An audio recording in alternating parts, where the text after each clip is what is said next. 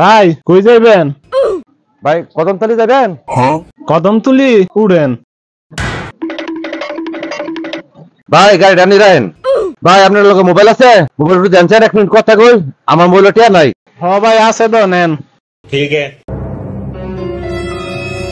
এ ভাই কই যান? এ ভাই কারণ আমার মোবাইল দিয়ে যান। আমার অনেক কষ্টের টিয়া, মোবাইলটা দিয়ে যান দিয়ে।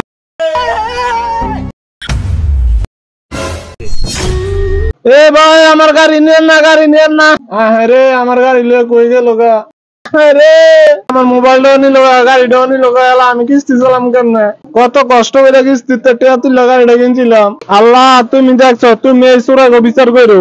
আরে কি ভাই, মাথাতে দাবো এসেছেন কে রে? আরে ভাই আমার পেছনদারে কইছিল একটু মোবাইলটা দিতাম, 1 মিনিট কল দিব।